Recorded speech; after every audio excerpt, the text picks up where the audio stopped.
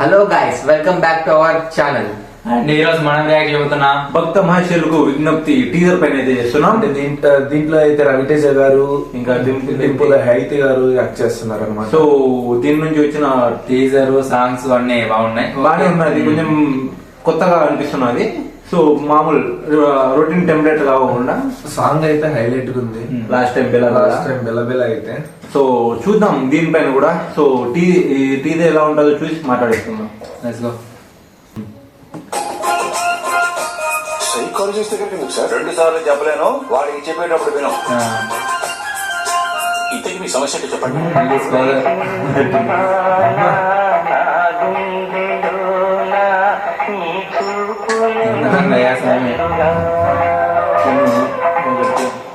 There is no problem. సమస్య లేదు. మీకు అర్థం కావట్లేదు సార్, నా భార్యకి నేనంటే ప్రాణం. మరి అక్కడ మీకేందుకు గుర్తుకు రాలేదు? మా సార్ ప్లేస్ మీరుంటే నిజం చెప్పు, మీకు ఆడ గుర్తురా? ఎక్కువ శాతం మొగుళ్ళకి ఆ టైంలో ఆడపిల్లలు గుర్తుకురారు. అనుమానించడమా? మగాళ్ళు ఎలా ఉండాలి అన్నదానికి రోల్ మోడల్ రా. ఓకే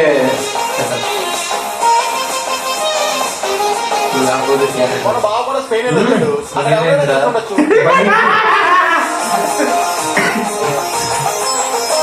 కమలాసన్ నాయుడు గారు, ఓ భర్తగానే తప్పు చేశాను కదండి.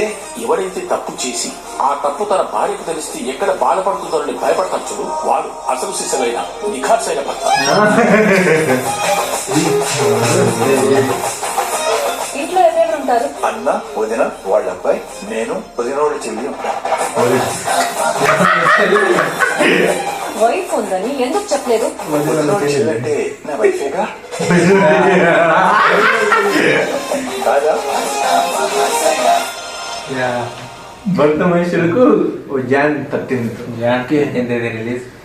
ఓకే, టీజర్ అయితే ఫుల్ కామెడీ.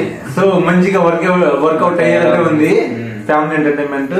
ఫుల్ వాళ్ళ వైఫ్ అనుకున్న దానికి ఫుల్ ఆపోజిట్ గా ఉంది.